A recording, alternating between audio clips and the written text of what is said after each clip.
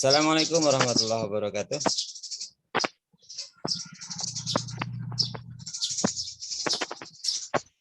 Selamat siang, semoga selalu dalam keadaan sehat dan semangat. Hari ini kita masuk ke pertemuan yang ke-7. Gak terasa kita sudah 7 kali pertemuan. Di pertemuan ke-10 kita akan adakan ujian tengah semester. Terus untuk tugas sudah ada 2 tugas yang diberikan. Yang pertama tugas kelompok, terus ada juga tugas individu. Tugas individu hari ini akan nambah lagi 1 tugas individu. Tentang materi hari yang kita bahas hari ini tentang uji T sampel independen. Harapan saya teman-teman sudah membaca materinya sehingga penjelasan hari ini, diskusi kuliah kita hari ini akan lebih banyak diisi dengan diskusi, dengan tanya jawab. Jadi kalau teman-teman tidak membaca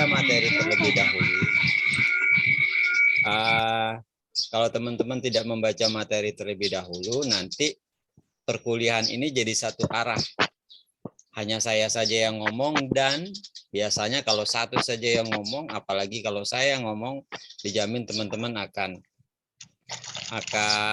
bosan, akan tidak nyambung.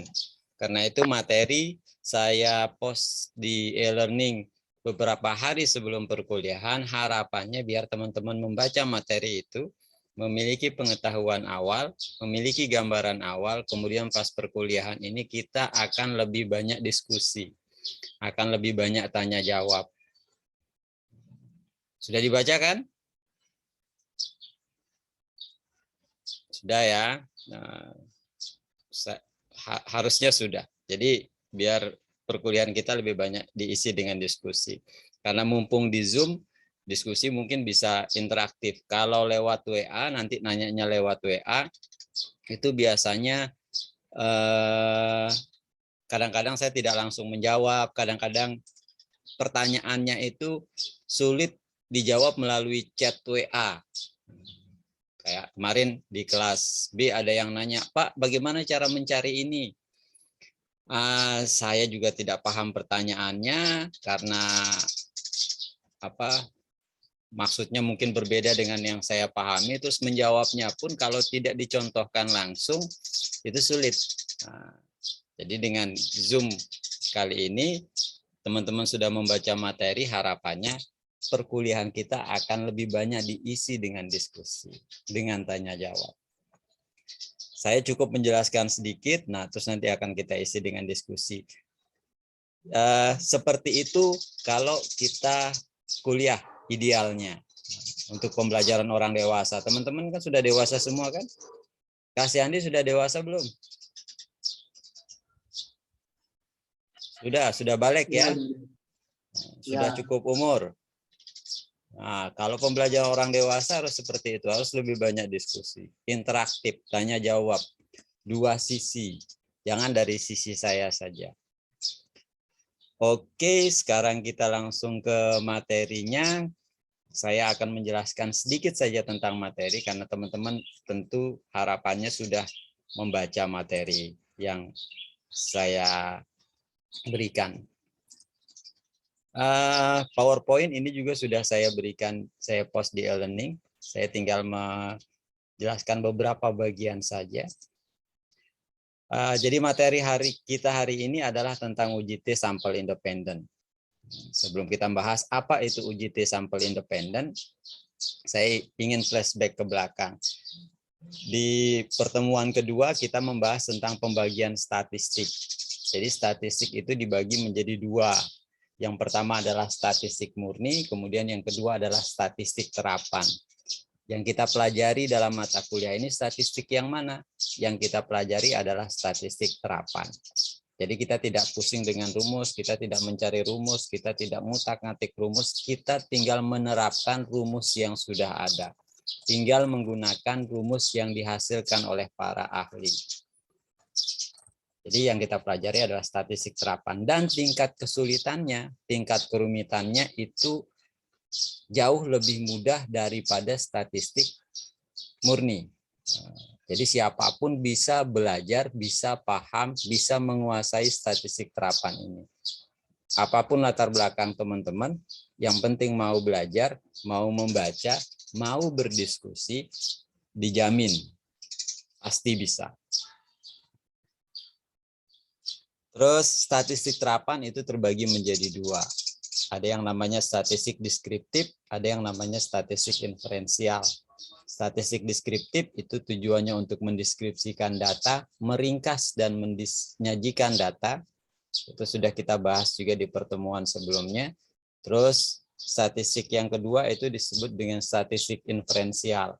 Apa itu statistik inferensial? Statistik inferensial adalah statistika yang menganalisis data sampel dan di dalamnya ada pengujian hipotesis menggunakan rumus-rumus tertentu. Secara umum seperti itu statistik inferensial. Mulai pertemuan minggu lalu tentang uji hipotesis sampai ke pertemuan yang terakhir, materi kita sudah pindah dari statistik deskriptif ke statistik inferensial. Jadi sekarang kita sudah membahas yang namanya statistik inferensial. Akan ada data sampel, akan ada pengujian hipotesis, akan ada rumus-rumus. Oke, jadi akan banyak perhitungan. Semuanya adalah tentang perhitungan. Intinya sebenarnya bukan di perhitungan, teman-teman. Kalau perhitungan itu sebenarnya mudah. Nah, saya kasih penekanan bahwa perhitungan itu mudah. Yang penting teman-teman mau menghitung dengan alat bantu. Apa alat bantunya? Bisa kalkulator, bisa dengan laptop. Kok laptop, Pak? Iya, bisa pakai Excel. Nanti di perkuliahan ini kita akan coba praktik melakukan perhitungan dengan Excel. Sebelumnya juga sudah pernah, tapi kita ulangi terus dalam setiap pertemuan. Terus, apa sebenarnya inti dari statistik inferensial? Inti dari statistik inferensial itu salah satunya adalah dalam pengujian hipotesis. Nah, di sini teman-teman harus paham, harus tahu dan paham apa itu hipotesis. Kalau dalam statistika, hipotesis itu diartikan sebagai prediksi atau estimasi terhadap populasi berdasarkan data sampel. Jadi statistik inferensial itu selalu dia menganalisis data sampel. Kemudian ada berapa hipotesis? Kalau dalam materi kuliah kita kali ini, hipotesis itu hanya ada dua. Apa saja, Pak? Yang pertama disebut dengan hipotesis nol. Yang ini.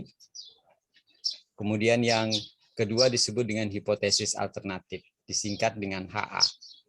Jadi dalam setiap pengujian hipotesis, teman-teman harus menuliskan dua hipotesis statistik. Yang pertama adalah hipotesis nol, yang kedua adalah hipotesis alternatif. Kemudian untuk hipotesis nol, teman-teman harus ingat, hipotesis nol itu syaratnya ini. Dia selalu memuat kata sama dengan. Ini sama dengan.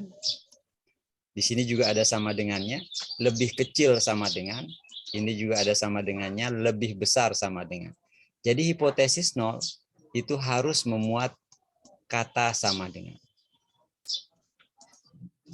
Bisa lebih sama dengan saja, bisa lebih kecil sama dengan, kemudian bisa lebih besar sama dengan. Terus untuk hipotesis alternatifnya itu adalah kebalikan dari hipotesis nol.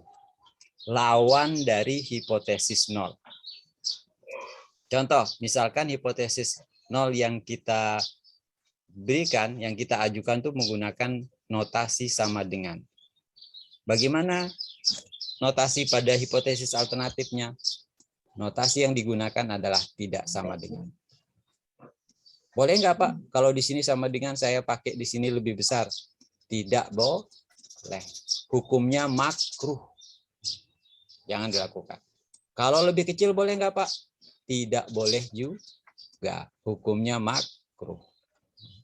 Jadi kalau hipotesis nolnya sama dengan, maka hipotesis alternatifnya itu menggunakan notasi tidak sama dengan. Sampai sini paham?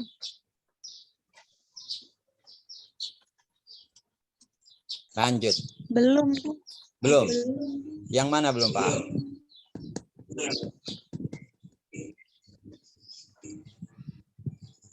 Yang belum pahamnya di Rumusnya masih belum. Coba diulang sekali lagi. Oke, kita ulangi ya. Dalam pengujian hipotesis, teman-teman itu harus mengajukan, menuliskan 2 hipotesis. Hipotesis apa saja itu? Yang pertama adalah hipotesis nol.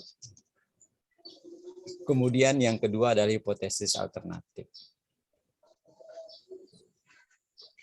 Terus untuk hipotesis nol, di sini ada 3 pilihan.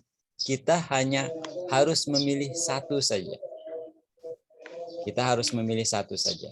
Hipotesis nol itu cirinya dia ada kata sama dengannya. Ini sama dengan. Yang di bawahnya lebih kecil sama dengan. Bawahnya lagi lebih besar sama dengan. Teman-teman harus memilih salah satu dari 3 pilihan hipotesis nol ini. Apakah menggunakan sama dengan, atau lebih kecil sama dengan, atau lebih besar sama dengan. Satu saja yang dipilih. Oke, itu untuk hipotesis nol. Tidak boleh pilih 2 karena rumusannya hanya satu. Hipotesis nol adalah contoh nanti di bawah itu hipotesis nol mu lebih mu 1 lebih kecil sama dengan mu 2 misalkan. Itu hanya satu, tidak boleh 2. Harus pilih salah satu dari 3 pilihan ini. Sampai sini paham? Paham, Pak, paham. Kemudian, hipotesis kedua yang harus kita ajukan, hipotesis statistik kedua yang harus kita tuliskan, itu disebut dengan hipotesis alternatif. Jadi dalam pengujian hipotesis, pertama teman-teman harus tulis H0-nya, kemudian yang kedua teman-teman harus tuliskan hipotesis alternatifnya, atau HA. Ya, HA. Sama seperti hipotesis nol yang ada 3 kemungkinan. Kemungkinannya ada 3 ya hipotesis nol. Menggunakan notasi sama dengan, lebih kecil sama dengan, lebih besar sama dengan. Hipotesis alternatif juga ada 3 kemungkinan.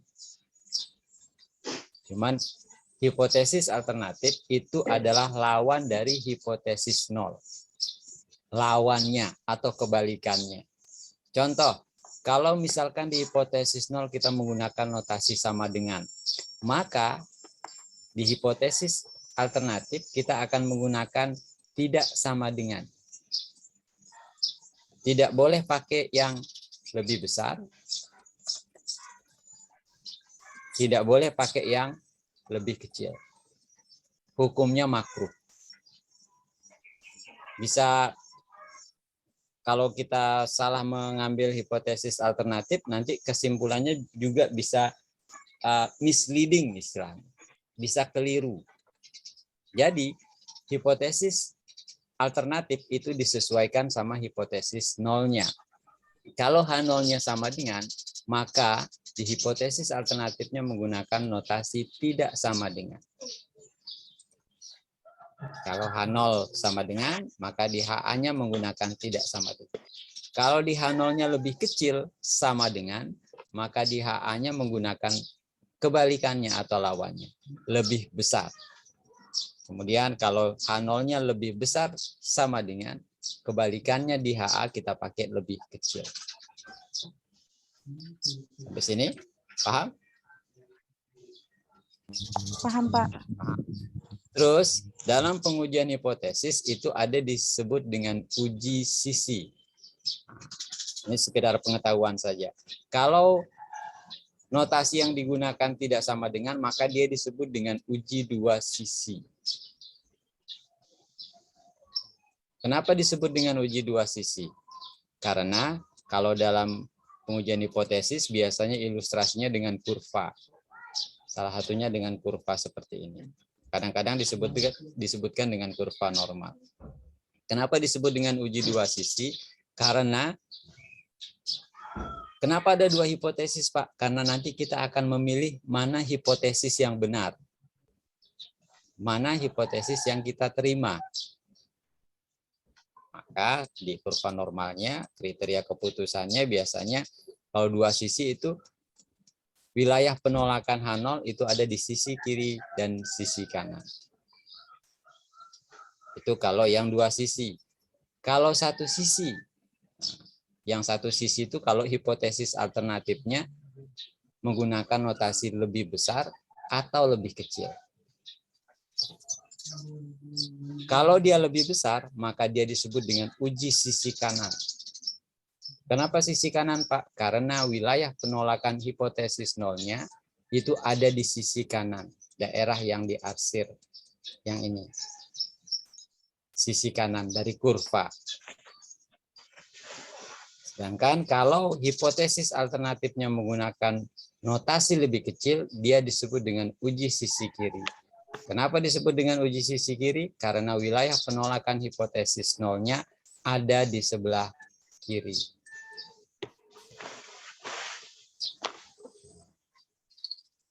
Nanti uji dua sisi, uji sisi kanan, uji sisi kiri, ini akan menentukan nilai tabel kita. Apakah nilai tabelnya hanya satu nilai, apakah nilai tabelnya akan bernilai positif atau negatif. Seperti apa contohnya? Kita bahas di slide berikutnya. Sekarang kita masuk ke materi yang uji T. Apa itu uji T? Uji T itu banyak macamnya. Minggu yang lalu kita bahas uji T tapi untuk satu sampel. Kalau sekarang kita akan bahas uji T untuk dua sampel. Yang dua sampel pun itu dibagi menjadi dua. Ada yang sampel independen, ada yang sampel dependen.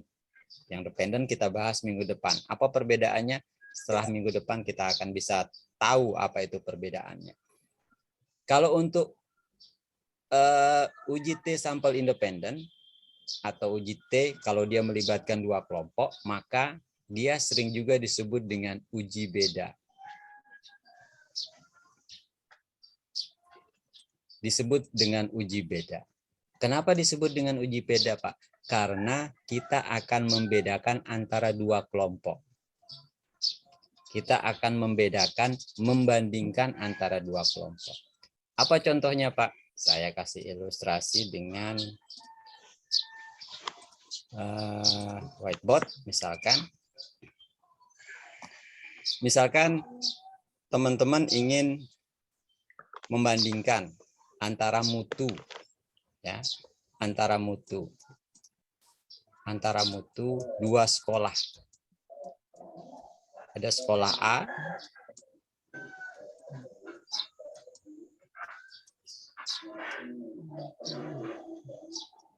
ada sekolah B. Kalau teman-teman ingin melakukan uji hipotesis, uji statistik yang membandingkan antara sekolah A sama sekolah B, maka rumus statistik yang digunakan atau formula statistik yang digunakan adalah uji T, independent sample. Kalau kita ingin membandingkan antara sekolah A sama sekolah B, maka uji yang dipakai, uji statistik yang dipakai adalah uji T, independent sample. Ya, pokoknya perbandingan antara dua kelompok itu disebut dengan uji T, independent sample. Kalau satu saja gimana, Pak? Kalau satu minggu yang kemarin yang kita bahas, uji T juga tapi rumusnya berbeda. Sedangkan di sini kita punya dua kelompok, kelompok A sama kelompok B. Kita ingin bandingkan apakah kelompok A ini sama dengan kelompok B, maka rumus yang digunakan atau formula uji statistik yang digunakan itu adalah uji T. Bagaimana kalau dia lebih dari dua kelompok, Pak? Misalkan ada 3 sekolah. Bisa enggak kita pakai dengan uji T? Misalkan ada 3 sekolah yang kita bandingkan. Sekolah A, sekolah B, dan sekolah C. Bisa tidak dengan uji T? Tidak bisa. Uji T itu hanya untuk 2 kelompok. Uji T hanya untuk 2 kelompok saja. Kalau lebih dari 2 kelompok, maka rumus statistik yang dipakai atau formula uji statistik yang digunakan itu berbeda juga. Apa Pak rumus yang dipakai? Kita bahas setelah UTS. Materinya ada di materi kuliah ini, kita bahas setelah UTS materinya. Disebut dengan analisis varian. Kalau dia lebih dari 2 kelompok, maka uji statistiknya menggunakan analisis varian. Kemudian, jadi uji T atau uji beda disebut juga dengan uji beda, itu tujuannya untuk menentukan signifikansi perbedaan antara 2 kelompok. Apakah sekolah A sama sekolah B itu berbeda signifikan atau tidak? Signifikansi perbedaan antara 2 kelompok. Kemudian di namanya ada nama disebut istilah independent sample atau sampel independent. Apa artinya independent sample?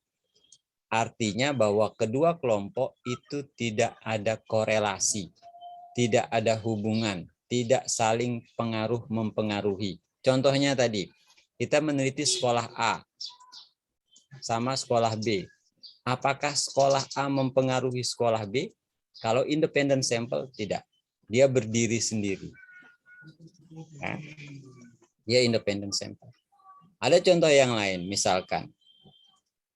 Yang independen itu seperti apa? Contohnya misalkan ulfatun misalkan. Ulfatun.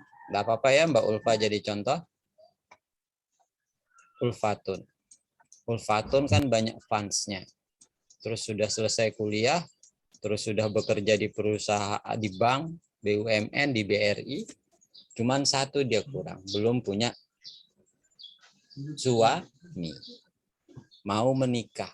Tapi dia bingung, dia punya 2 pilihan. Yang satu namanya Husnul. Terus yang satu lagi namanya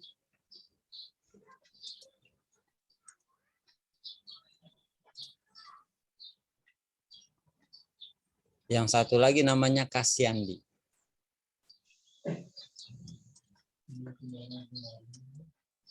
Kalau Ulfatun mau membandingkan antara Husnul sama Kasyandi pakai uji statistik, maka uji statistiknya menggunakan uji T sampel independen.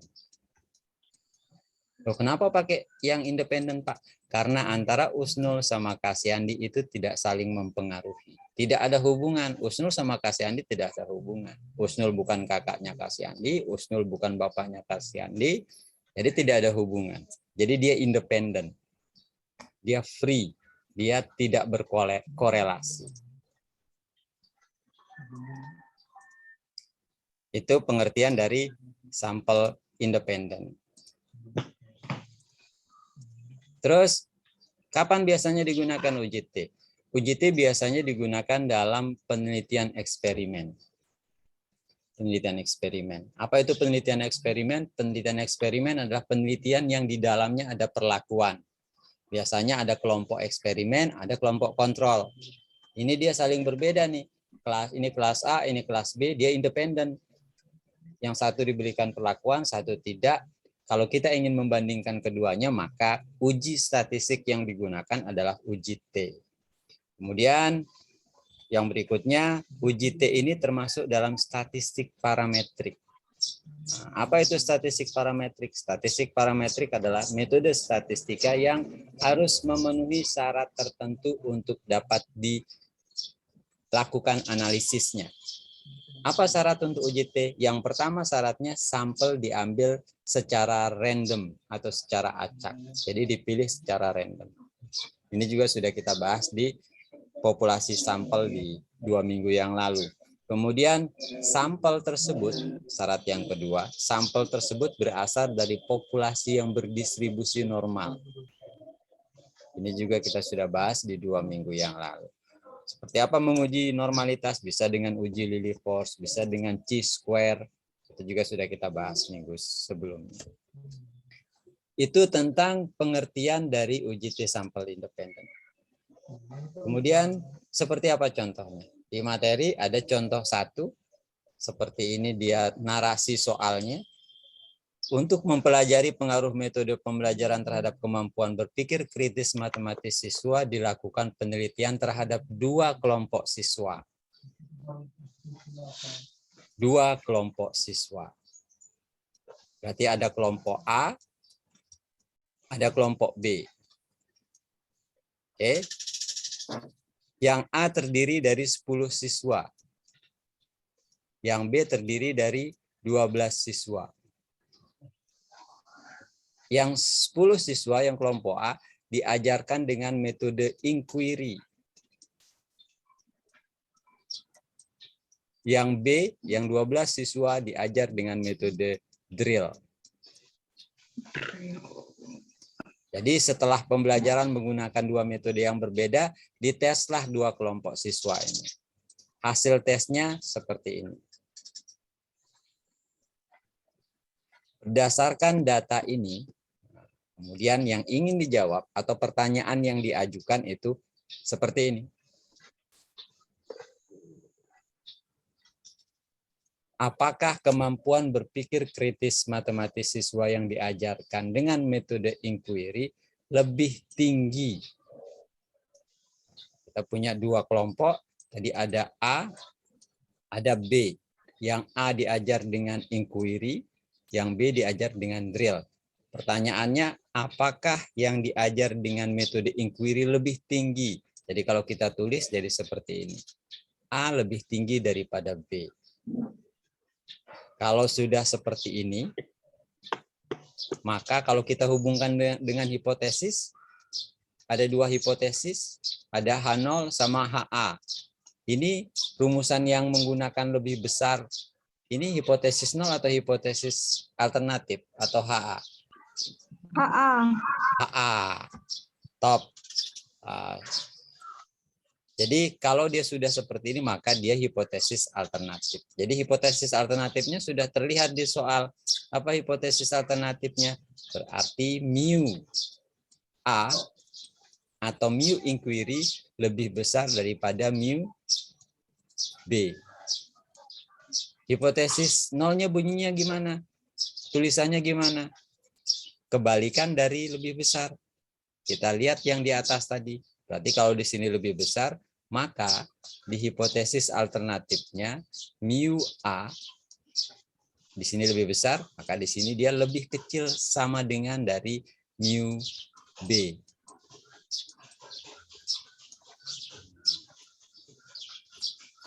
Sampai sini ada pertanyaan? Jadi di soal sudah terlihat ya, hipotesis alternatifnya bunyinya seperti apa.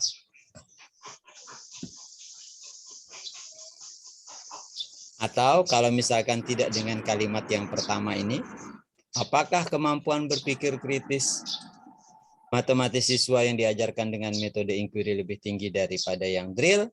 Bisa dengan kalimat yang lain. Apakah metode belajar berpengaruh terhadap ini?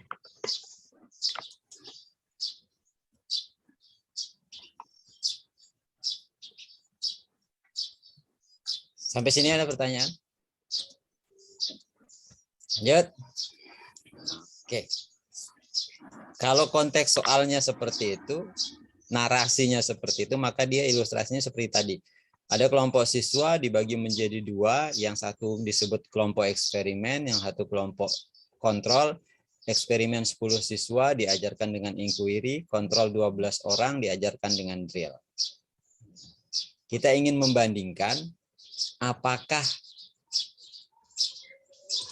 hasil belajar yang menggunakan metode inquiry sama dengan yang diajarkan dengan metode drill pada dua kelompok siswa ini. Karena kita ingin membedakan, maka uji statistik yang digunakan adalah uji T sampel independen. Lanjut, bagaimana cara menjawabnya? Cara menjawabnya adalah dengan melakukan pengujian hipotesis. Minggu lalu kita sudah bahas langkah-langkah pengujian hipotesis. Ada 5 langkah. Teman-teman kalau dapat soal, nanti ada latihan, ada tugas individu, mengerjakannya harus persis sama seperti ini. Ada 5 langkah. Kalau kurang 1 langkah berarti kurang poinnya. Langkah yang pertama itu adalah menyatakan hipotesis. Tadi sudah diilustrasikan bahwa kalau dari konteks soal, maka hipotesis alternatifnya bunyinya seperti ini. Mu1 lebih besar daripada mu2. Ini bacanya mu. Bacanya mu yang kayak huruf U. Itu bacanya mu. Nah, sebentar, saya harus memberikan tandanya dulu. Itu bacanya di huruf U yang ini dibaca mu. Mu1 lebih besar daripada mu2. Yang mana yang mu1, Pak? Kita lihat di data. Mu1 berarti yang inquiry, yang 2 berarti yang drill. Berarti mu1 lebih besar daripada mu2. Dan ingat, penulisan notasi di hipotesis 0 sama hipotesis alternatif itu harus berlawanan. Kalau teman-teman ada yang nulis di sini lebih kecil sama dengan, terus di sini juga lebih kecil, itu salah. Hukumnya haram. Atau misalkan teman-teman di sini menulis lebih besar di hipotesis 0 misalkan. Hipotesis 0-nya teman-teman tulis menggunakan lebih besar. Terus hipotesis alternatifnya menggunakan lebih besar juga. Ini hukumnya haram. Kenapa haram? Karena bikin dosen sebel. Jadi membuat orang lain sebel itu tidak boleh. Ya, tidak boleh. Jadi harus kebalikan. Kalau misalkan di sini menggunakan lebih kecil sama dengan, maka alternatifnya menggunakan lebih besar. Dari mana kita bisa lihat, Pak, pedomannya, Pak? Lihat di sini. Oke. Lihat di sini. Ini jadi patokan. Kalau dia lebih sama dengan, di sini tidak sama dengan. Kalau di sini lebih kecil, HA-nya lebih besar. Kalau H0-nya lebih besar sama dengan, HA-nya itu lebih kecil. Pokoknya dia bertolak belakang atau berlawanan. Itu hipotesis 0 sama hipotesis alternatif. Terus yang tidak kalah penting, teman-teman juga harus bisa memahami konteks soal. Konteks soal. Nah, di sini teman-teman dituntut untuk berpikir HOTS. HOTS. Ada yang tahu apa itu HOTS? HOTS. Kayak mau ambil naskin nih HOTS dia. Ada yang tahu apa itu HOTS?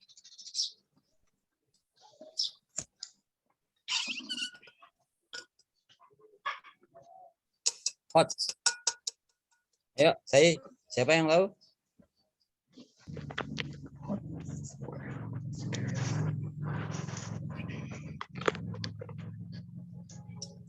HOTS.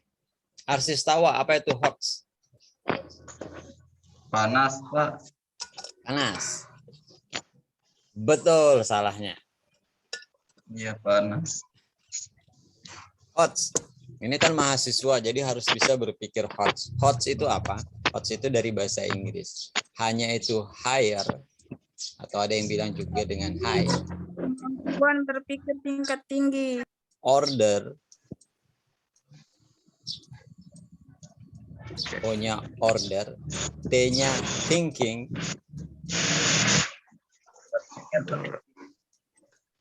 Thinking. S-nya skill. Keterampilan, kemampuan. Nah, teman-teman kalau belajar bahasa Inggris, mengartikan bahasa Inggris itu dari belakang ya. Misalkan kayak ini, high order thinking skill. Bagaimana ngartiinnya? Artiin dari belakang. Jangan dari depan. Kalau dari depan, keriting rambut Anda. Ngartiinnya dari belakang. Skill dulu. Kemampuan atau keterampilan. Terus thinking, berpikir. Order, tingkat.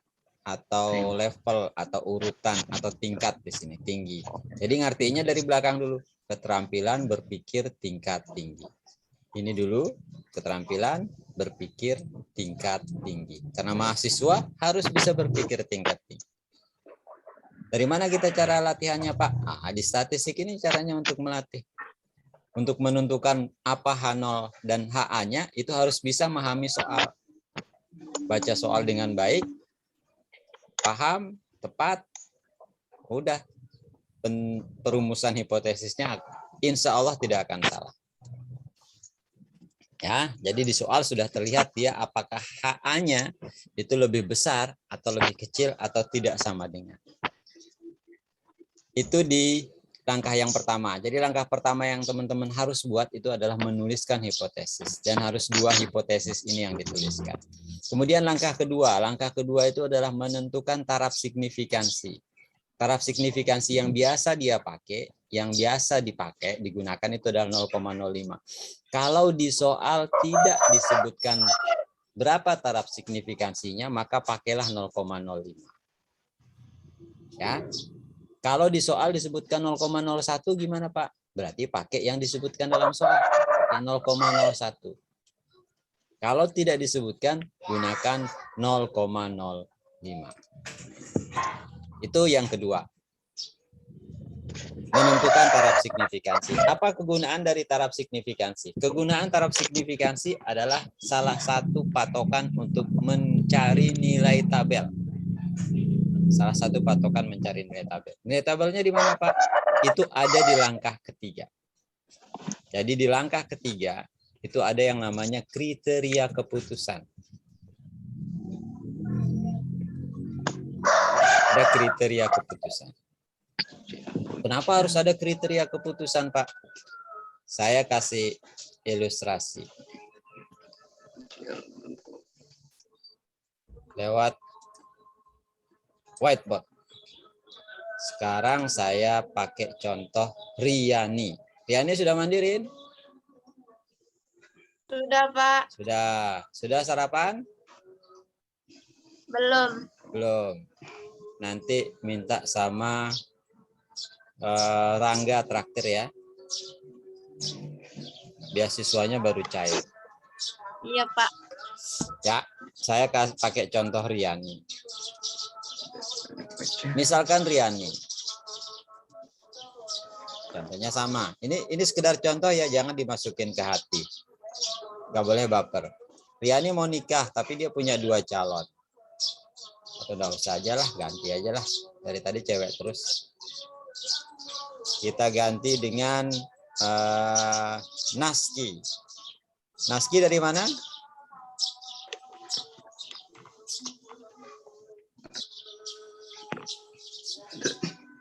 Dasan Baru, Pak. Mana? Dasan Baru. Di mana itu? Dasan Baru. Oh, Dasan Baru, dekat Mataram ya? Enggak, Pak, di Aimal, Pak. Woi, mall. Aida, jauhnya. Kapan ke Mataram? Enggak tahu, Pak. Tahu, kalau ke Mataram saya nitip bantal ya. Banyak bantal di sana kan?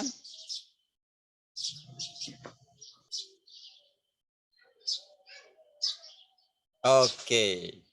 Kita lanjut. Saya ambil contoh Naski, mau ambil Naski. Misalkan Naski sudah selesai kuliah, kemudian bekerja, kemudian mau menikah. Cuman dia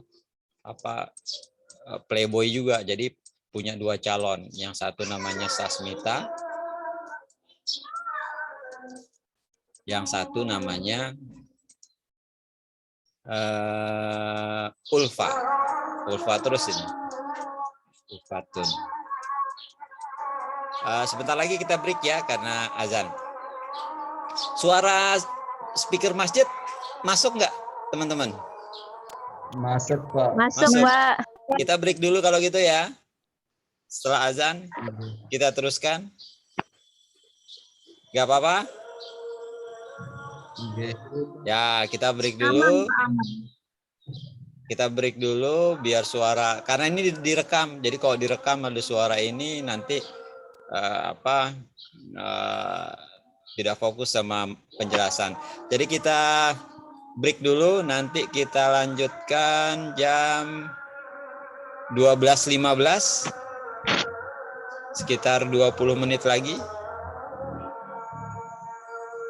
Oke? Oke, Pak. Oke.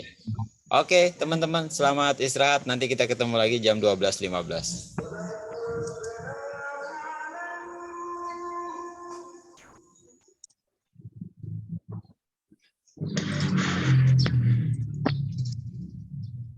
Tadi kita sampai di taraf signifikansi. Jadi taraf signifikansi itu yang digunakan itu 0,05. Kalau tidak disebutkan dalam soal. Kalau disebutkan berarti pakai yang ada di dalam soal. Itu yang langkah kedua. Kemudian langkah ketiga membuat kriteria keputusan, menentukan kriteria keputusan. Nah, kenapa harus ada kriteria keputusan? Karena tadi kita punya dua hipotesis, hipotesis nol sama hipotesis alternatif. Kita harus menentukan kapan kita menerima menolak hipotesis. Kalimat yang sering digunakan, yang bisa digunakan itu seperti ini. H0 ditolak jika T hitung lebih besar dari T tabel. Ya. H0 ditolak jika. Jadi ini belum terjadi. Baru kriteria. Kalau T hitung lebih besar dari T tabel. Kenapa dia pakai lebih besar, Pak? Karena salah satu patokannya itu adalah hipotesis alternatif. Hipotesis alternatif kita itu mengatakan kelompok yang pertama lebih besar dari kelompok yang kedua. Karena di sini dia menggunakan lebih besar, maka di kriteria keputusan juga dia menggunakan lebih besar. Oke, jadi tidak boleh diganti nih. Kalau HA-nya lebih besar, maka di kriteria keputusan dia juga lebih besar. Kalau di hipotesis alternatifnya lebih kecil, berarti dia juga lebih kecil di sini.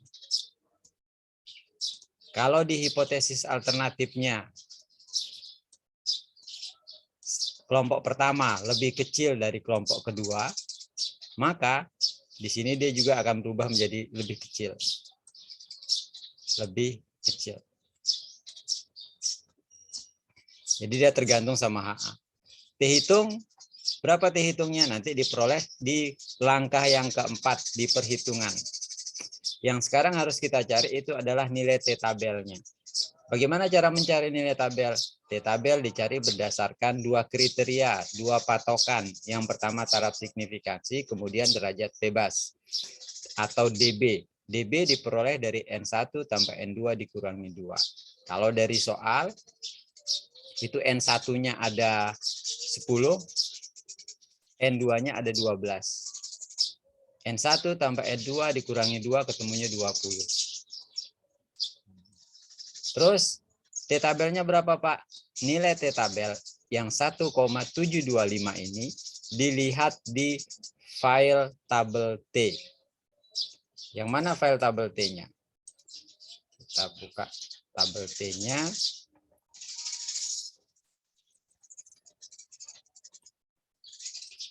Jadi nilai tabel itu dilihat di tabel T. Ini dia tabel T-nya. Pertama kita harus tentukan dulu taraf signifikansinya. Tadi taraf signifikansinya adalah 0,05. Oke.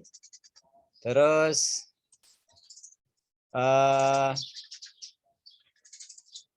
DB-nya, derajat bebasnya. Derajat bebasnya itu 20. Dari mana dapat 20? 20 dapatnya dari N1 tambah N2 dikurangi 2. Ini dia, 20.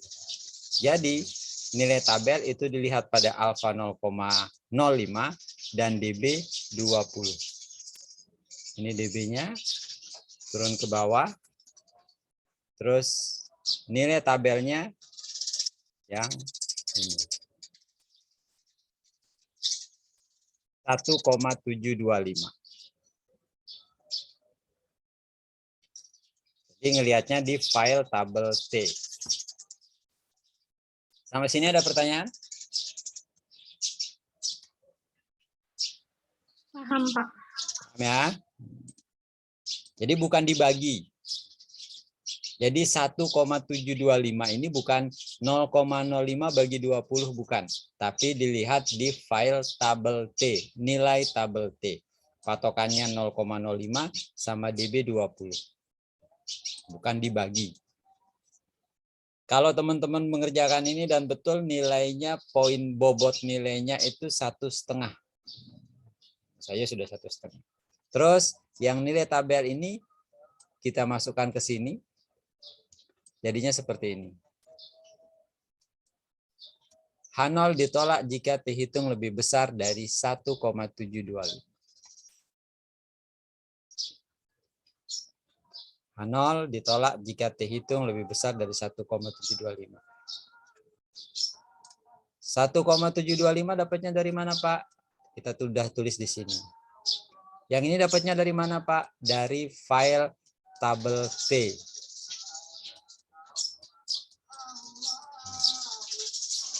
Terus yang juga saya ingin tekankan di sini, teman-teman menentukan kriteria keputusan ini tidak susah.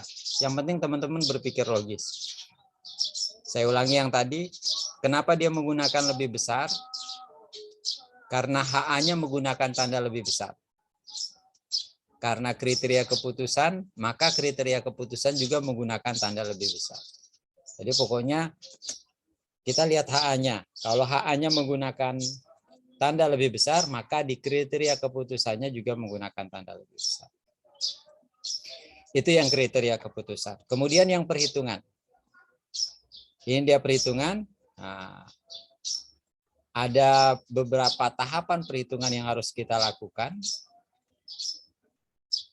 Intinya adalah kita akan mencari T hitung yang ini.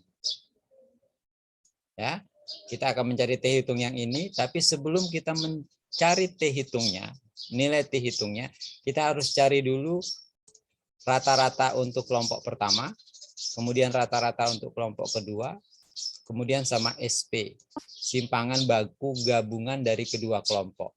Nah, simpangan baku gabungan. Apa rumus dari simpangan baku gabungan? Ini dia rumusnya.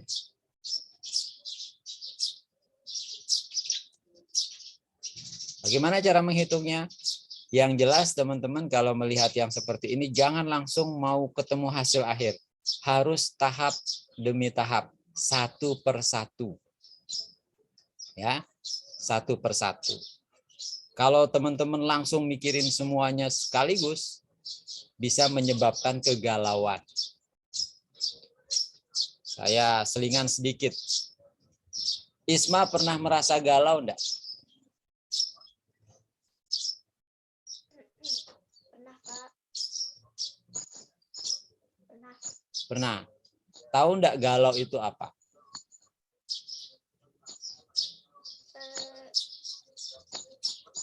Timbang memikirkan sesuatu. Kasiani enggak dengar? Agak keras sedikit. Galau itu ketika kita timbang memikirkan sesuatu. Memikirkan sesuatu. Terus itu aja.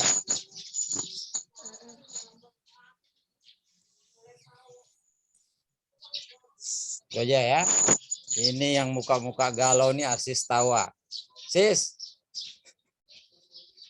Mic-nya sis. Pernah merasakan galau enggak? Enggak pernah, Pak. Wih, mantap. Ya, Pak Cua, enggak pernah kamu galau? Iya, enggak pernah, Pak.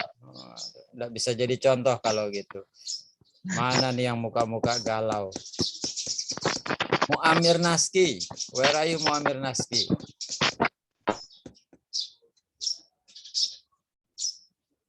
Kalau Sasmita, muka-muka yang bikin orang lain galau. Muamir. Oh, Muamir. Wah, ini lagi galau nih Muamir Naski nih. Oke. Jadi galau itu teman-teman ketika kita punya pikiran, kita punya masalah, dan masalah itu banyak. Dan kita mau menyelesaikannya sekaligus. Atau mungkin masalahnya cuma satu, tapi teman-teman tidak tahu bagaimana memulai menyelesaikannya dari mana. Itu galau. Sama seperti kalau teman-teman melihat rumus ini. Kalau teman-teman lihat saja itu pasti galau. Biar tidak galau, cicil selesaikan poin per poin, bagian per bagian. Satu persatu dari rumus ini kita cari nilainya. Apa yang pertama kita cari, Pak? Kita cari dulu yang X bar 1. Rata-rata pertama. Ini dia rata-ratanya. Ini dia rumusnya. Rumusnya pernah kita pelajari dulu. Sigma X per N. Kita jumlahkan semua datanya. Dibagi N. N-nya ada 10. Hitung pakai kalkulator, ketemunya 79. Dibagi 10. Hitung lagi pakai kalkulator, 79 bagi 10, ketemunya 7,9. Satu penyebab kegalauan sudah berkurang. Sudah hilang. Selesai. Pindah ke penyebab galau yang kedua. Apa itu? X bar yang kedua. Rata-rata kelompok kedua. Rumusnya sama. Jumlahkan semua nilai. Bagi dengan banyaknya data. Gunakan kalkulator. Ketemulah 6,75. Selesailah penyebab galau yang kedua. Kita sudah dapat nih yang di atas. Catat dulu. Oke, terus yang kedua, SP. Kita cari SP dengan rumus yang ini. Ini juga kalau teman-teman hanya lihat, itu pasti galau. Asis sawah yang tidak pernah galau pasti akan galau. Kita cari SP dengan rumus yang ini. Rumus ini juga agak ribet, agak jelimet. Ada nilai yang harus pertama kali kita cari. Terlebih dahulu kita cari. Apa itu? Nilai varian. Ini dia. Karena kita punya dua kelompok, maka kita akan cari varian untuk kelompok pertama dan kelompok kedua. Bagaimana cara mencarinya? Cara mencarinya ada di slide berikutnya.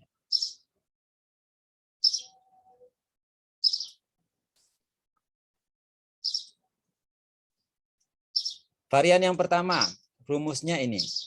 Ini juga kalau dilihat pasti galau. Caranya dikerjakan. Masukkan semua angka. X bar, X itu berarti setiap data. 7, 8, dan seterusnya sampai yang terakhir 7 itu kita ambil dari data. X bar itu adalah rata-rata untuk kelompok pertama. Rata-rata untuk kelompok pertama itu berapa? 7,9. Jadi kalau kita lihat di slide sebelumnya itu rata-rata kelompok pertama itu 7,9. Terus kita kurangi, hasil pengurangannya kita kuadratkan, tambahkan, terus satu demi satu, ketemulah yang seperti ini. Dibagi 9, 9 dapatnya dari mana? 10 kurang 1. Terus hasil yang di atas kita jumlahkan pakai kalkulator atau pakai Excel, ketemunya 6,9. 6,9 bagi 9 pakai kalkulator, ketemunya 0,77. Sudah hilang satu penyebab kegalauan. Begitu seterusnya untuk langkah yang kedua. Kalau sudah selesai ketemu varian pertama sama varian kedua, kelompok kedua, kita masukkan ke dalam rumus SP. Rumusnya yang ini. Masukkan setiap nilai, hitung dengan kalkulator, tahap demi tahap, jangan lupa diakarkan, ketemu 1,117. Kalau sudah ketemu SP, tinggal kita masukkan ke dalam rumus T hitung. Ini dia rumus T hitungnya. Masukkan nilai-nilai yang kita dapat tadi ke dalam rumus, jadinya seperti ini. Hitung satu persatu, 7,9 dikurangi 6,75 ketemunya 1,15. Yang ini kali ini ketemunya 0,50. Terus 115 dibagi 0,50 ketemunya 2,30.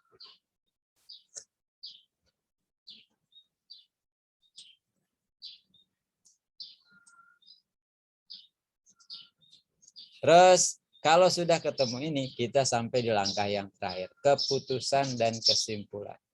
Keputusannya adalah kita bandingkan 2,30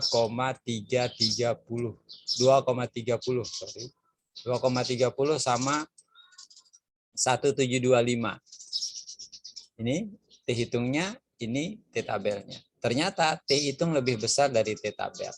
Ini sama dengan kriteria keputusan yang tadi. Karena sama, maka keputusannya adalah H0 ditolak. Karena T hitung lebih besar dari T tabel. Karena 2,30 lebih besar dari 1,725. Kalau kita ilustrasikan dalam kurva normal, 1,725 itu nilai tabel. Dia ada di sebelah kanan. Dia ada sisi kanan. Jadi H0 ditolak itu ada di daerah yang diarsir sini.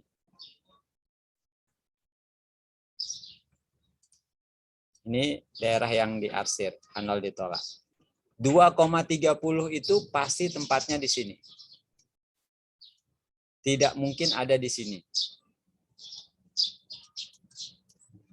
Dia pasti ada di sisi kanan atau wilayah yang diarsir.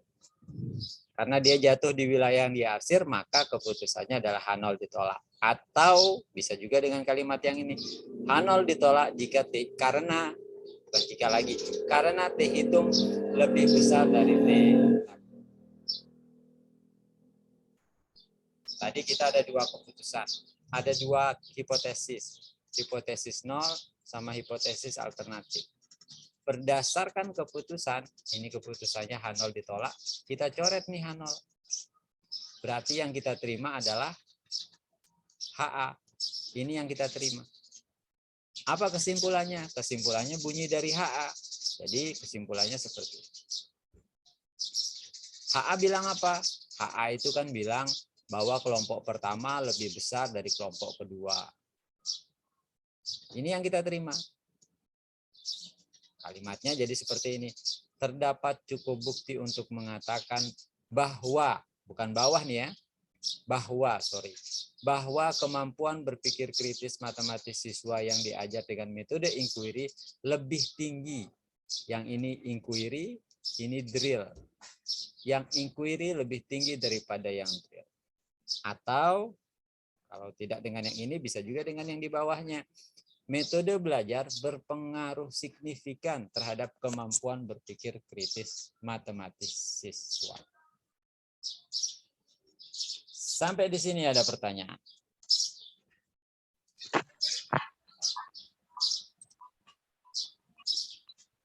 Paham, Pak. Paham ya? Tinggal latihan.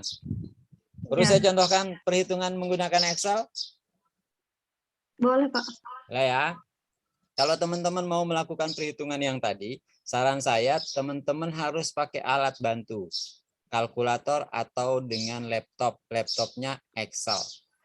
Kalau teman-teman tidak pakai alat bantu, saya jamin, hakul yakin, teman-teman yang tadi kayak si Arsis Sawa tidak galau, pasti akan galau.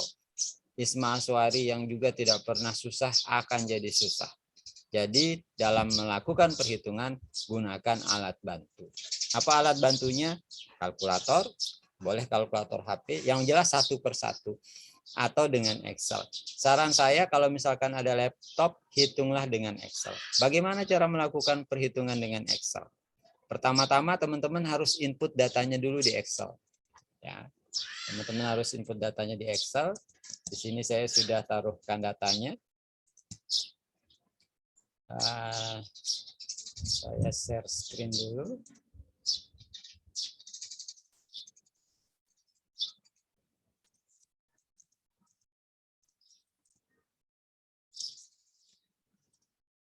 Ini teman-teman harus perhatikan karena nanti akan membantu teman-teman dalam mengerjakan tugas individu 2. Sudah terlihat Microsoft Excel yang saya share? Sudah. Ya. Pertama-tama kalau di langkah yang tadi itu kita akan mencari nilai rata-rata. Nilai rata-rata mana yang akan kita cari? Kita punya dua kelompok, inquiry sama drill. Berarti kita akan cari rata-rata untuk dua kelompok ini. Saya taruh di sini untuk nilai rata-ratanya. Rata-rata. Oke. Rata-rata untuk kelompok inquiry. Bagaimana cara menghitung rata-rata dengan Excel? Kalau tadi di perhitungan manual kan kita jumlahkan dibagi. Banyaknya data. Kalau dengan Excel teman-teman cukup ketikkan sama dengan, kemudian tulis average. Kemudian blok datanya seperti ini. Kemudian tekan enter. Ketemu 7,9. Itu untuk kelompok yang pertama. Untuk kelompok yang kedua, sama caranya. Ketikkan sama dengan average, buka kurung.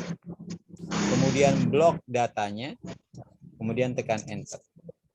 Kita sudah ketemu dua rata-rata. Kelompok pertama sama kelompok kedua.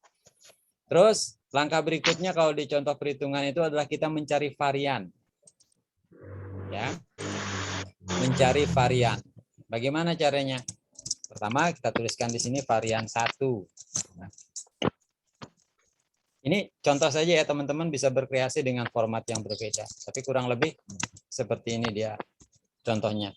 Varian 1 itu berarti varian kelompok pertama untuk yang inquiry. Bagaimana cara menghitungnya? Kalau sesuai rumus, setiap data dikurangi rata-rata. Caranya kalau dengan Excel, saya mulai dengan sama dengan, kemudian buka kurung, kemudian saya klik data yang pertama, kemudian saya kurangi, kalau di rumus dikurangi rata-ratanya. Dikurangi rata-rata. Berapa rata-rata kelompok inquiry? 7,9. Saya masukkan angka 7,9 tutup kurung. Terus jangan lupa dia pangkat 2. Pangkat 2 kalau di Excel, pangkat itu pakai tanda ini. Terus angka 2. Oke, kelihatan? Kalau sudah, tinggal tekan Enter. Ketemu 0,8. Terus yang berikutnya gimana, Pak? Dengan mudah, yang berikutnya tinggal kita tarik. Drag seperti ini. Jadi kita ketemu sampai baris yang terakhir. Seperti ini. Datanya kan 10, berarti sampai sini.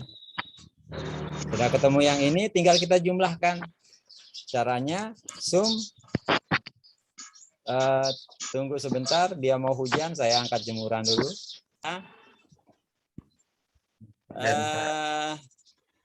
Tadi di Excel, ya. Saya share screen lagi.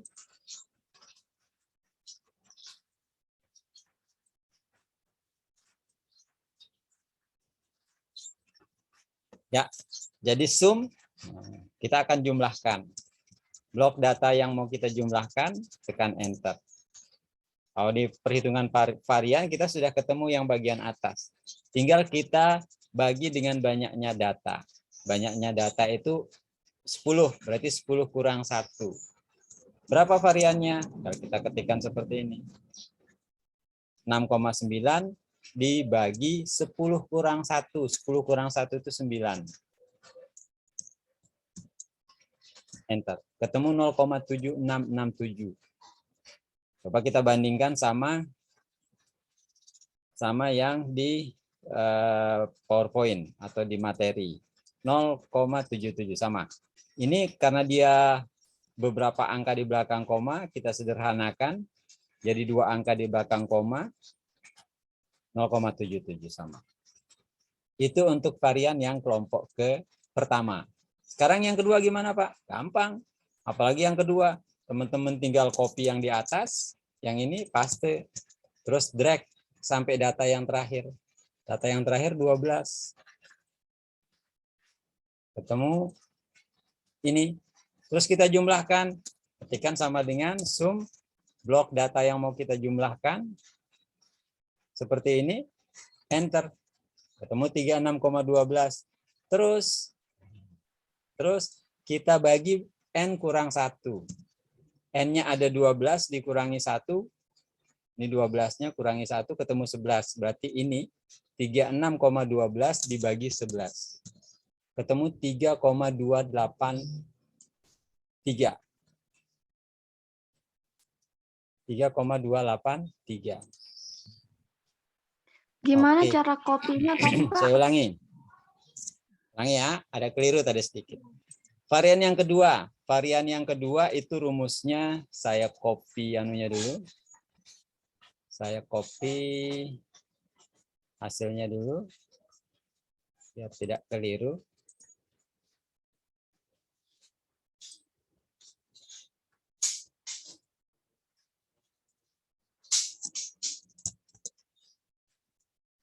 Ya, ini dia perhitungan kita yang di materi. Varian yang pertama, varian yang kedua. Varian yang pertama 0,77. Oke. Sekarang kita mau menghitung yang varian yang kedua. Caranya sama dengan yang di atas, cuman bedanya di rata-rata. Jangan sampai salah memasukkan rata-rata. Yang ini sudah ketemu kita tadi, sekarang yang kedua. Yang drill. Caranya sama seperti yang di atas, cuman rata-ratanya berbeda. Sama dengan buka kurung, klik data drill yang pertama, dikurangi rata-rata. Rata-ratanya berapa? 6,75. 6,75. Tutup kurung. Pangkat 2. Ingat, di rumus itu ada pangkat 2. Pangkat 2. Kemudian tekan Enter.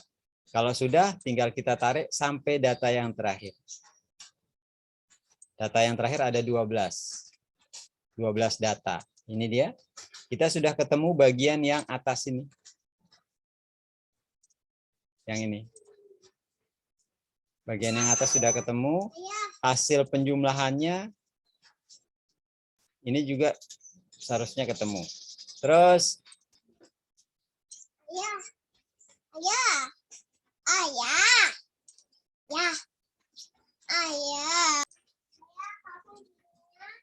lanjut Excel tadi ya. Ya, ini dia Excelnya. Ini dia rata-rata untuk yang bagian pertama. Kemudian kita jumlahkan. Jumlahkan, kita mulai dengan sama dengan, kemudian sum. Sum itu artinya jumlah. Kita blok data yang mau kita jumlahkan. Jadi seperti ini, kemudian tekan enter. Kalau sudah, ketemunya 20,25. Oke, 20,25. Terus ke sana beli pelukis itu cat ya. Oke. Janji. Ya. 20,25. Terus ini kita bagi N kurang 1. Kenapa N kurang 1, Pak? Rumusnya seperti itu. Ini dia, N kurang 1, 12 kurang 1. 12 dapatnya dari mana? Dari banyaknya data 12. Ketemunya 11. Berarti yang ini variannya tinggal 20 dibagi 11. 20,25 dibagi 11. Ketemu 1,84. Yang ini sama dengan yang ini. Untuk yang atasnya 0,77 sama dengan yang ini. Terus kalau sudah kita ketemu semua angka, kita tinggal dimasukkan ke dalam rumus. Rumus SP. Ini rumus SP-nya.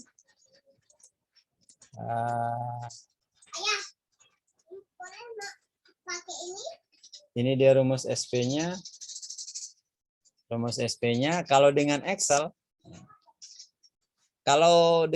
dia mudah teman-teman.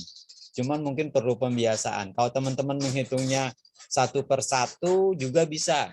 Satu per satu itu yang mana? 10 kurangi 1 dulu berapa? Kalikan 0,7. Tulis hasilnya. Terus 12 kurang 1 berapa? Dikalikan 1,84. Tulis hasilnya. Kalau dengan Excel dia bisa sekali jalan.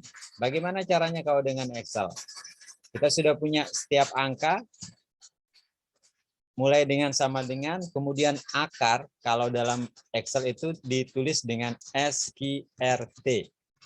Kemudian buka kurungnya 2 kali. Terus 10 kurang 1. Nah, ini tidak perlu ditulis. Langsung aja ditulis hasilnya 10 kurang 1 sama dengan 9. Kali 0,77. Tutup kurung. Terus tambah. Sekarang yang kedua, 12 kurang 1, ketemunya 11. Dikali 1,84. Tutup kurung. Jadi tutup kurungnya 3 kali di sini ya. 11 kali 1,84, tutup kurungnya 2 kali. Terus dibagi. 10 tambah 12 dikurangi 2. 10 tambah 12 dikurangi 2, tutup kurungnya 2 kali. Kalau sudah tinggal tekan enter. Ketemunya 11655. Loh, beda Pak sama yang ini Pak. Sama yang di PowerPoint. Yang ini beda Pak sama ini. Itu karena beda pembulatan. Ya. Beda pembulatan. Kalau ini saya bulatkan jadi 2 angka belakang koma, format cell, klik kanan, number, decimal place-nya 2, dia akan sama. 1,117, 1,117. Terus, yang terakhir, dalam proses perhitungan, itu adalah menghitung nilai T. Menghitung nilai T. Menghitung nilai T, kalau kita lihat di contoh perhitungannya, juga bisa dihitung menggunakan Excel. Excel itu pokoknya program yang keren. Ini dia tinggal kita masukkan semua nilai, bisa dihitung satu persatu, atas dulu, kemudian yang bawah. Nanti ketemunya 2,30. Coba nanti teman-teman eksperimen sendiri, sama tidak hasil perhitungan teman-teman dengan contoh yang di sini 2,30. Itu, ada pertanyaan? Saya Bapak. Ya. Jangan sulit-sulit ya, nanti kalau sulit biar Muamir Naski yang jawab. Tapi ini bukan masalah materi, Pak. Cuma saya pengen tahu bagaimana cara memindahkan data yang ada di Excel itu ke Word. Excel ke Word. Mudah, tinggal copy paste. Tinggal copy paste. Tinggal copy paste. Contoh. Data yang mana nih? Data yang ini misalkan ya. Mana? Data yang ini misalkan. Udah tampak? Oke. Nah, misalkan data yang ini ya, kita mau pindah ke Word. Setelah kita anggap rapi dan bisa kita pindahkan, kita blok dulu nih. Blok, terus Ctrl C atau klik kanan copy. Dia langsung ada tanda garis berjalan seperti ini. Kalau sudah, tinggal kita buka Word. Kita buka Word.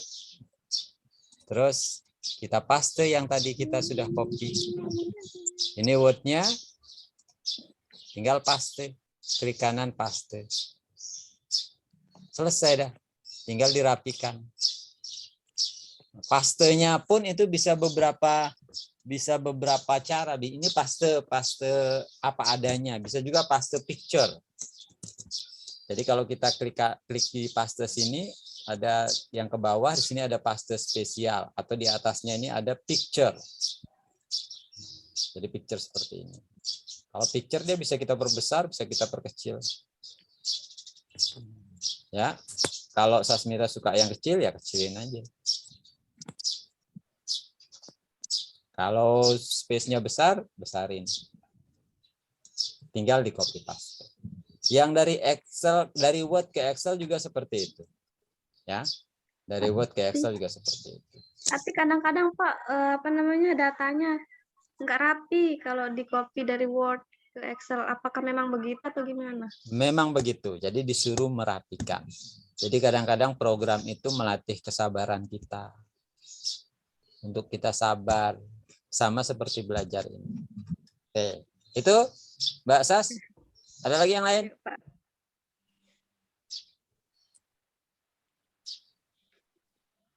Itu Tidak ada? untuk tugasnya batasnya nanti, Pak. Besok. Nanti Besok malam. di materi itu katanya tanggal 26 jam 23.59. Kan sekarang tanggal 26, Pak. Masa 26? Eh, Oh, 27. 27. 27. Alhamdulillah. 27 apa 26? 27, Mbak. Ini kelas A kan? iya, Pak. Kelas A yang tugas kelompok ya? Tugas individu untuk Oh, independen. Tugas Independen. individu 27. Saya share screen-nya ya. 27, Mbak, bukan 26. Ini tugas individu yang ini itu 27 Oktober, besok. Ya. Mungkin bisa diedit di anunya itu, Pak. Di mana? Kolom pengumpulannya itu. Kolom pengumpulan, coba saya lihat. Emang besok ya? Di situ notifnya Iya, kapan? Sekarang ya? Nanti Coba. jam 29, jam 23. 23. 27. Nah, Ini 27 nih. Oh, Besok. tapi mungkin setelah ketik di atasnya. Ya. Due date-nya tanggal 27. Terus yang penting juga teman-teman untuk latihan ini, itu dia beda-beda ya. Jadi jangan sampai salah memilih. Ya, jangan salah memilih soal. Kalau Arsis Tawa, NIM-nya berapa Arsis Tawa? Angka belakang. 9. Sasmita hafal sekali.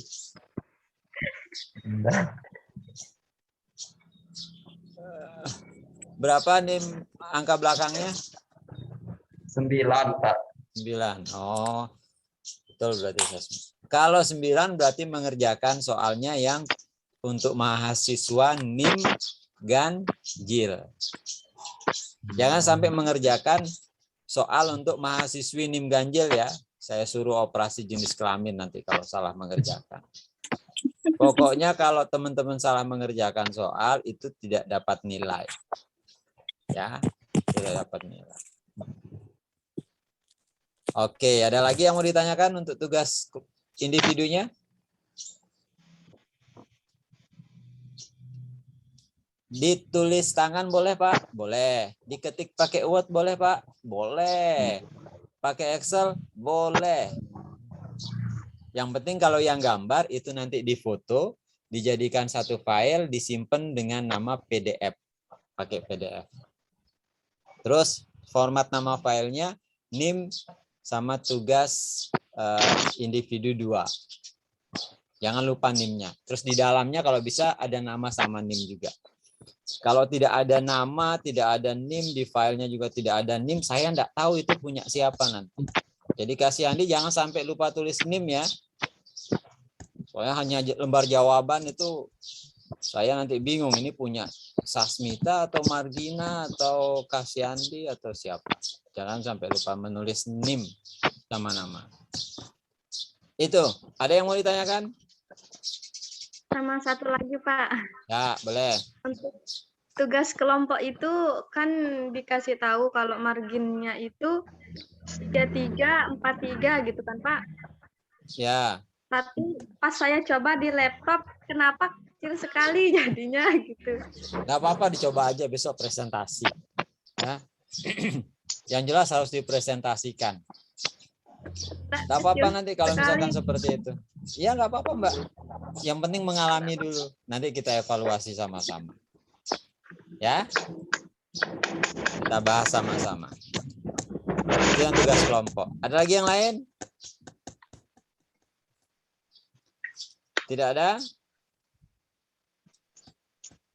Kalau tidak ada, berarti kuliah kita selesai. Kita ketemu lagi hari Kamis. Hari Kamis ya, tanggal 28. Terus kalau bisa, untuk tugas individu besok paling telat. Besok malam jam 11, jam 12 kurang. Itu paling telat. Jadi kalau misalkan sudah selesai, kita bisa bahas sama-sama. Oh ya, untuk hari Kamis kita gabung sama kelas B ya. Seperti yang pernah kita bahas. Ke jamnya saya lupa. Mungkin siang, mungkin sekitar jam 10 atau jam 11. Nanti saya kabari di grup. Kita gabung di kelas B nggak apa-apa ya, sama kelas B biar rame. Biar Arsis Tawa. Arsis Tawa ketemu sama mantannya di kelas B. Offline, Pak. Offline. Kita lihat situasi kondisi. Kalau kondisi memungkinkan untuk offline, kita offline. Oke, itu saja teman-teman untuk kuliah kita hari ini. Kurang lebihnya mohon maaf. Selamat mempelajari materinya lagi, kemudian mengerjakan tugas. Batas pengumpulan tugas individunya besok malam. Terima kasih sudah join. Saya mau tutup, tapi tadi ada yang belum absen ya. Siapa yang belum dipanggil tadi? Saya. Saya, Pak. Bentar, saya lihat di daftar saya ya. Nera Anggraini ada? Iya, Pak. Nera ada. Terus lalu Diki Andriawan? Masih sibuk. Gugun Gatami? Hadir, Pak. Husnul Kudus? Ada. Sebentar, yang dipanggil dulu. Muamir Naski? Hadir, Pak. Aulia Rizky Utama? Lalu Diki Andriawan hadir, Pak. Oh, lalu Diki ada. Ya. Aulia Rizky Utama? Hadir. Aulia ada. Oke, sudah komplit. Huailid, ini mahasiswa bimbingan akademik saya nih. Huailid, enggak masuk dia. Huailid Afendi tidak masuk. Oke. Berarti hanya 1 orang yang tidak masuk. Oke teman-teman, cukup sampai di sini. Terima kasih untuk partisipasinya, kesediaannya untuk hadir. Sampai ketemu hari Kamis. Kurang lebihnya mohon maaf. Assalamualaikum warahmatullahi wabarakatuh. Waalaikumsalam. Waalaikumsalam warahmatullahi wabarakatuh.